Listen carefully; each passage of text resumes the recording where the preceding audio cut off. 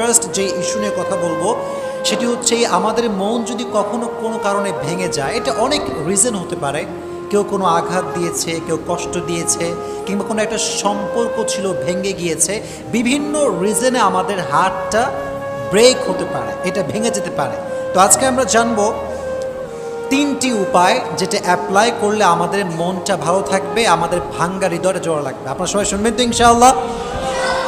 মাশাআল্লাহ।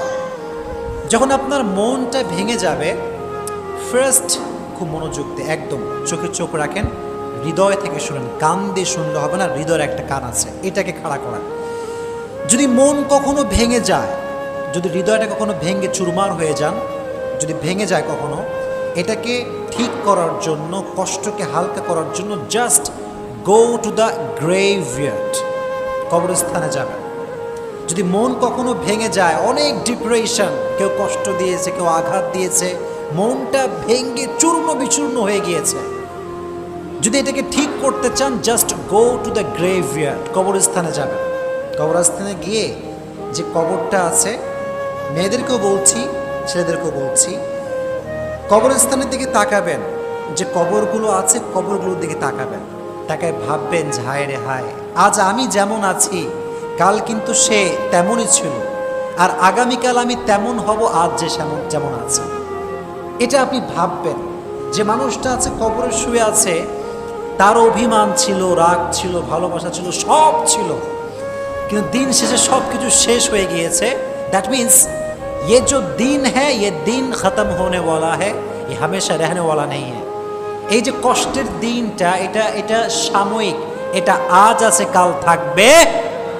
These days are temporary. So don't be sad. Don't be frustrated. These days are not permanent. These days are temporary. এটা সাময়িক, এটা আজ আছে কাল থাকবে না। এবং আপনি যখন মনটা ভেঙে গেছে, ask yourself why your heart is broken. আপনি নিজেকে জিজ্ঞেস করেন যে আমার মনটা কেন ভেঙে গেল।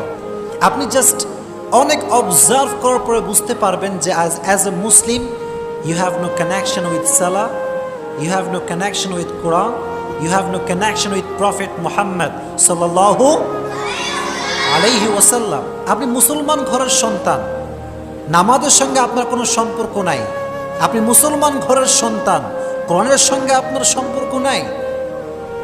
So as a Muslim you don't have any kind of connection with Salah, so how do you not expect the sadness that you are feeling, man?